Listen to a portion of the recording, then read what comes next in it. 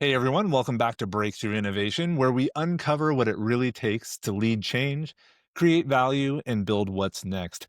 I'm JL Heather, and normally Preston Chandler is here with me, but he couldn't make it today. Together, we lead Centered, a firm that helps organizations navigate complexity, spark creativity, and unlock the full potential of their teams through innovation coaching and strategy. Today's guest is an exciting one. We've got Vincent Weberink, a serial entrepreneur, tech strategist, and founder who knows what it means to fail forward. Vincent has launched more than a dozen ventures across sectors ranging from secure communications and digital photography to project management and filmmaking. As the founder of Pizzazz.io, he's helping filmmakers run their productions like lean startups, turning creative chaos into operational clarity, which sounds exactly like what we like to do. After 13 business failures and countless pivots, Vincent wrote the book 13 Failures What the Hack, where he shares some hard won lessons about resilience, creativity, and the realities of innovation. He's built tools, grown teams, and learned through every misstep. And today, he's here to share what it really takes to build something that lasts. Vincent, I'm excited to dig into this. I love the title of your book, it hits a lot of notes that I like. Welcome to the show. Hi, JL. Thank you very much for having me. So I'm curious. So many people are afraid to talk about their failures, which always surprises me because I think talking about our failures is how we learn from them. But you've launched 14 ventures, experienced those 13, we'll call them moments of learning. Why did you decide to write 13 failures later? What the hack? And what are you hoping entrepreneurs or really anyone, I guess, take away from it? I started writing the book about 10 years ago. It was the moment when I realized that I was doing something wrong. And, of course, you get a lot of advice from other entrepreneurs, from coaches, etc., telling you, hey, you should try this or do that. I've been sort of on the cutting edge of innovation all of my life with all those ventures. And I just couldn't really figure out why something wasn't clicking because I've had some very big technological successes, but they never became the big one. And at some point, I came to the realization that I really struggled to slow down and Mm, not build everything all at the same time and just keep running. And then I thought, oh, I need to do something. My brain just rushes through everything. And that's when I sort of thought, what if based on, by that time I had read hundreds and hundreds of books. By now I sort of call it my 1,000 book collection. I sort of had all those models and there was a big overlap. I couldn't really use them. And you go through this learning experience, but then still becomes really difficult to apply all those rules, all the things you've learned. And then I thought, what if I consolidate them and start building a methodology that allows me to remove emotion from my decision making? That was the moment when I thought, okay, so if I start doing that, if I could have these models that help me to stay on track, to create habits that help me to become more effective, then maybe I'll be more successful as an entrepreneur. And that was the start for me of writing a book. And at the same time, I then started to develop a tool. And that sort of went hand in hand. And that was the only idea I had to write a book for myself, to create, a guide. love that. I think there's something powerful in writing about our own experiences for learning and insights. You wrote it for yourself. As you look out in the world and as people read it, what are you hoping is the change that that it What I'm hoping is that people can sort of learn from all the mistakes that I've made, and that will help them to give them insights into how to apply certain knowledge early on.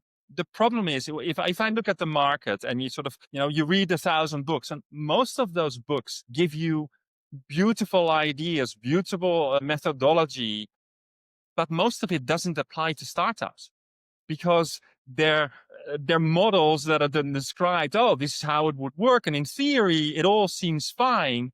But then, first of all, you have to read a 300-page book to learn one thing. You don't have time. You're an entrepreneur. You're starting.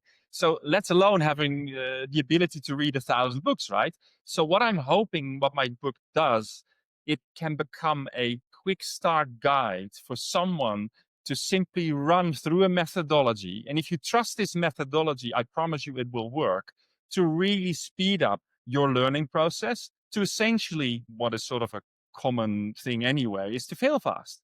You want to fail very, very fast so you can very quickly figure out what is it that I need to do to get my company off the ground as quickly as possible so that I can make some money to sustain and get it to the next level. And that's really what I'm hoping to provide here. I always had that ambition to help other people.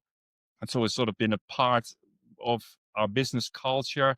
Most of the businesses I had were between 6 and 22 people, but giving people the ability to evolve and to grow within that company, even do some mini startups in there, and then testing that methodology, that's always worked really well for me. And I'm now hoping that I can share that story with other people to hopefully become a little bit more successful early on. I love it. I love it. Important question though. How many pages is your book? Uh, okay, it's not too big. It's about 260 pages. It depends on the edition, but I cut it into two. I Nice. created the first part, the front part of the book. There I tell my story and I explain some of my failures through storytelling. And then I explain the core of the methodology. What are all the main things that you should be doing, allowing you to very quickly getting started.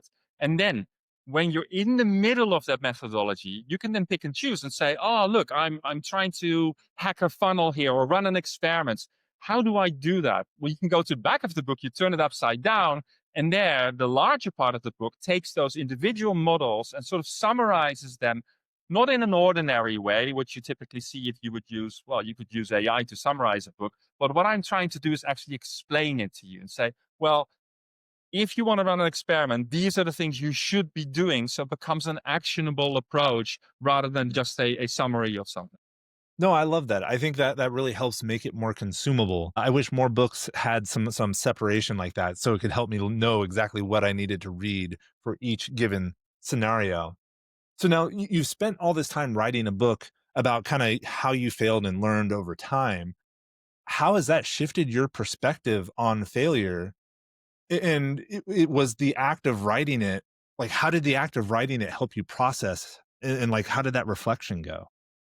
Yeah, yeah. I have a bit of a weird way of writing because obviously I'm not a writer per se. My son happens to be a writer, and he's a really good novelist at 23. Just published his second book. But Wow. my way of writing, sorry, you were saying? I was just saying that's really impressive. Second book at 23. That's awesome. Yeah, yeah, I'm very, very proud of him. He's definitely the writer in the family. So the way I write is to go through my daily job, to just go about and do my stuff, and everything I would learn, I would write down and then figure out, where does it fit? And for me, the way my brain works is I see a startup as a puzzle. It's just a bunch Mm, of pieces that you need to put in place. And when you start off, most of the pieces are completely missing. You have no clue what kind of piece or what shape it needs to be. And that whole discovery process, that is why writing this book took me 10 years, because it was literally the process of me learning and then writing it down, then testing it, and then figuring out, hey, what I've just learned, is that what I wrote down? And it became this experimentation growth hacking process in itself. So that's how the book sort of formed and was created. And then of course at the end I had a little bit of help to make sure that the book became readable, because the interesting thing is that a year ago I wanted to launch it and I had some people proofread it and they really couldn't make any sense of it. They said, okay, I think there's something here, but it sounds really complicated. And that's exactly what my brain had done. And that's the pattern. I think most of us, when we run a startup or run a project, we very quickly sort of end up with a lot of complexity, a lot of the things that you sort of have to do that you now need to make sense of, and then go through the process of removing that complexity, making things simple again so that other people understand what you're offering. And that's sort of the journey I had with my book, to then put it into a logical structure. How, if someone reads this book, can they consume what is here step by step, so that you don't have to read the book in one go, because I certainly don't. I tend to read a few pages a day. And that's what I hope this book will do. If you look at market data, most books never get read until the end. And what I'm really hoping is that people will see this as sort of a guide that they don't have to consume in one go. Start reading a few pages, get started, apply it, and a week later you think, oh, I'm now ready for the next step.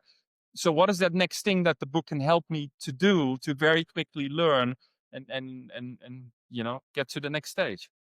Well, and I love that, and this idea of getting to the next stage and learning, in my mind, a lot of that has to do with at every point making the decision, do we continue or not?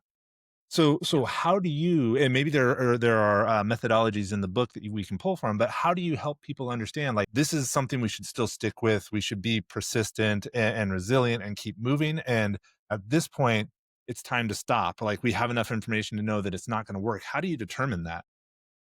Yeah. I think there are parts of the methodology. I will go into that in a moment. I don't think you should look for perfection. I think it's about running as fast as you can. And therefore, some of the things where you have doubts whether or not they're going to work, you'll simply should scrap them. Because if you're in doubt, scrap them, come up with the next idea. And what the methodology does, it creates a framework. It explains to you, how do I create this mindset where I can come up with lots and lots of ideas very, very quickly? How can I then rank them in order to understand which of those ideas can potentially have the greatest propensity for the company? Where's the real opportunity here? Because you can't do 100 experiments at the same time. You just have to pick the top five, for example.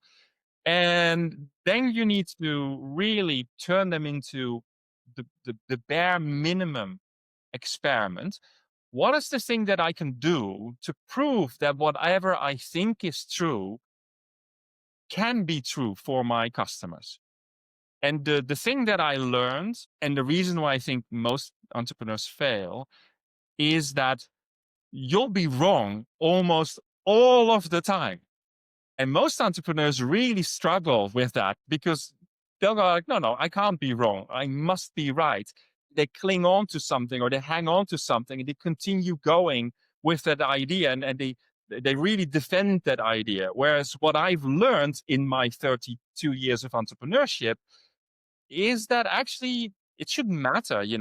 It's okay to be wrong because now that becomes an opportunity to learn something new.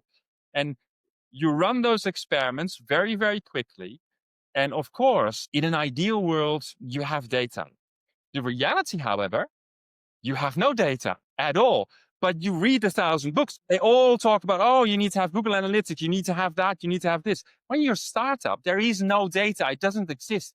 Nor do you have the skills or the quality to start setting up all of those procedures to capture those data, to make sense of the data, which is really, really complicated. So, what you just have to do is talk to people and interview them.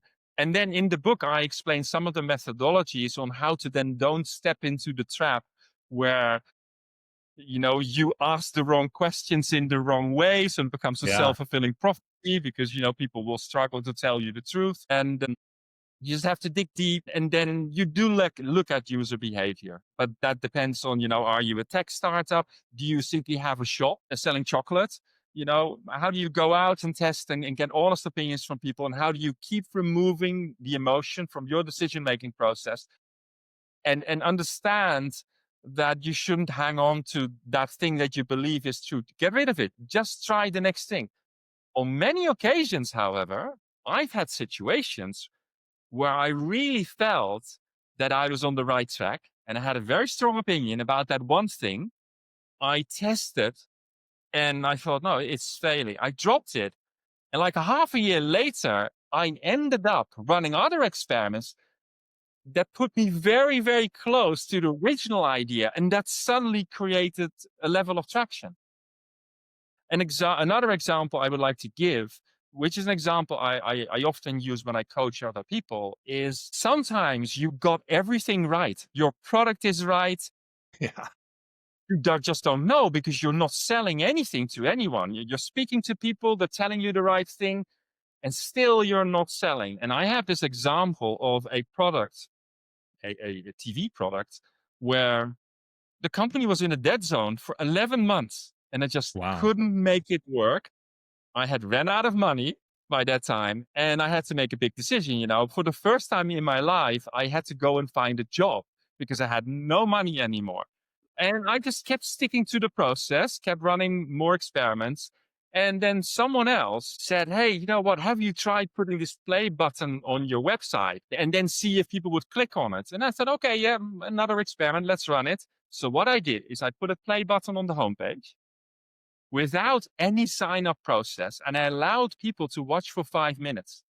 That button gave us 11,000 euro in revenue almost overnight. Wow. So, frustrating thing is that sometimes you could be so close and still get no traction, still get no customers. And then this very simple, almost stupid thing got the company off the ground. It was too late for me, by the way. I had to take on this consultancy job so I could make money and pour it back into the business. But after a while, I then was able to go back full time and scale it from there. Well, and I don't remember who said it, but if you want, they said something along the lines of, if you want more success, double your rate of failure. And the kind of listening to you talk, that's the quote that's going through my head. I would change it: if you want more success, double the rate of learning. But that's a minor thing. So But Vincent, the learning comes from the failure. And that's how absolutely, I see it. absolutely. I don't see failure as a failure. I see it as that opportunity to learn more and much faster. I dropped out of university when I was 19. And everyone said, you're crazy. It's nuts. This is the 90s, of course, before there were many dropouts. And I always thought, well, I'm just not the type of person that likes to learn stuff from books and not know how to apply it. Was the type of person that would rather go out and, fall on my face and learn that way because Yeah. you'll go much faster. Oh, yeah. I just think that the word failure for a lot of people has a connotation that they're uncomfortable with, and reframing it as learning helps. But I completely agree that failure is the source of most of the learning, because we really don't learn a lot from success at the end of the day. Matter of fact, there's a whole bias for success that inhibits learning. And there's a lot of great studies out there. That said, Vincent, we do have to start wrapping up. So if people are looking to learn from you, if they're looking for a copy of your book, 13 Failures Later, what is the best way for them to get that copy of the book and to connect with you? It's obviously available on Amazon and in all the big bookstores over the next 3 to 4 weeks. And my personal email is vincent@weberink.com.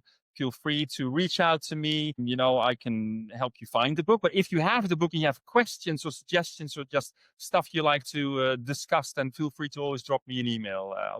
I'm very curious to hear your stories, whether or not I've achieved what I set out to do with this book. So thank you. No, I love that. And for everyone who's been listening all the way to the end here, while you're down there hitting that 5-star review, leave us a comment, talk about some of the things you've been learning from failure, and maybe engage with Vincent and me, and figure out some ways that we can help you learn a little bit more. And if you know anyone that's struggling right now, who's on the brink of one of those failures or recently had one, pass this video on to them, help them learn a little bit from Vincent and his experience, and maybe buy them a copy of his book, to kind of share the knowledge and share the love. So thank you everyone for joining us. This is great. We'll see you all next time on Breakthrough Innovation. Vincent, thank you so much. This is a wonderful conversation. Thank you, JL. Thank you very much. Appreciate it.